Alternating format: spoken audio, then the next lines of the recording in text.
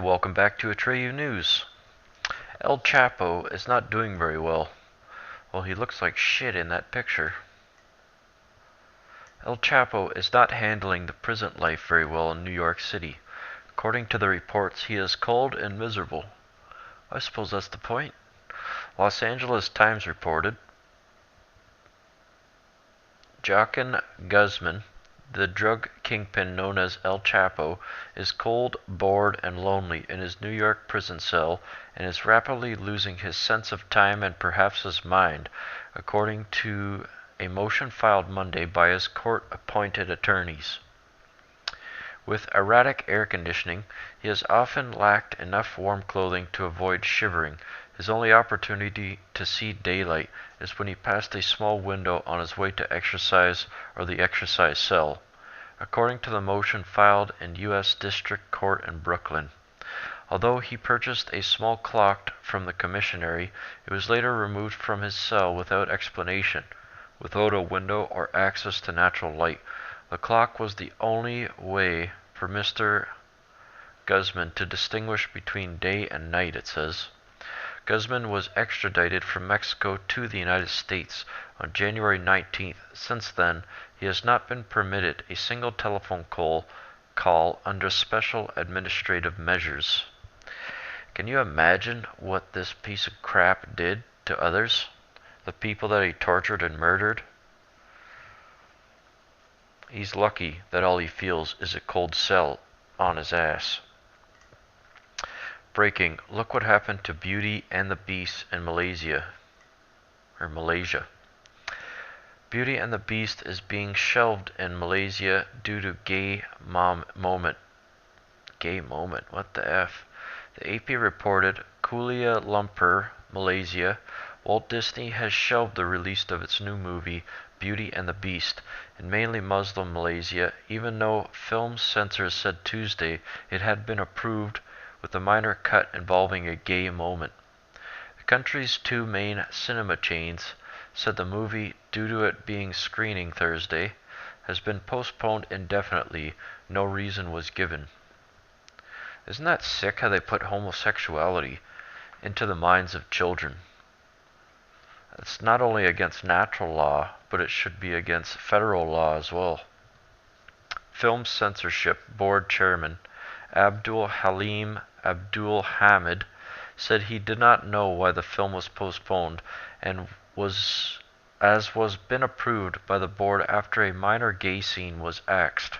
He said scenes promoting homosexuality were forbidden and that the film was given a P13 rating, which requires parental guidance for children under 13 years of age.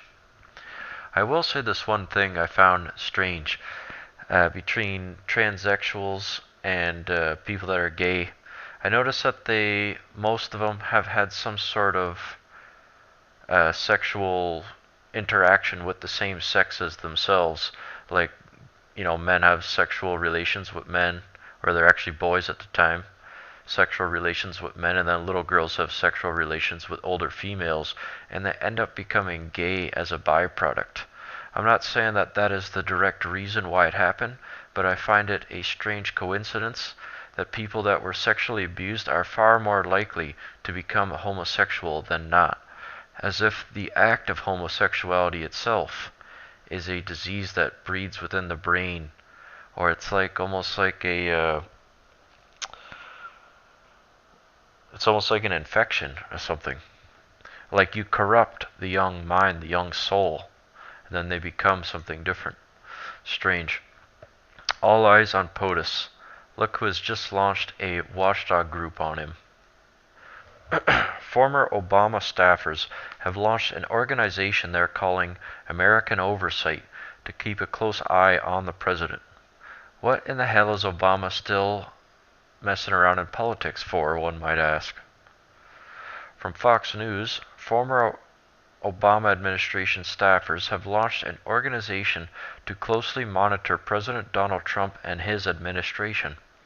Known as American Oversight, the group will search for anything that seems amiss, whether it touches on ethics or fraud, among other potential problems, the group's executive director, Austin Evers, told Fox News. We are conducting oversight because Congress won't, says Evers, who was a State Department lawyer in the Obama administration. No, what he's really saying is that the Democrats have lost all of their power. They have no majority in any house, and they need lawyers to go in and do things that the Democrats cannot.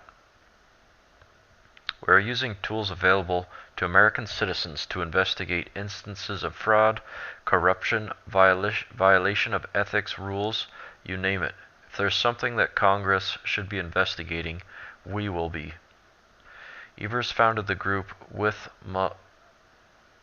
Melanie Sloan, a former federal prosecutor who worked for Senator Charles Schumer and Joe Biden when he was a senator.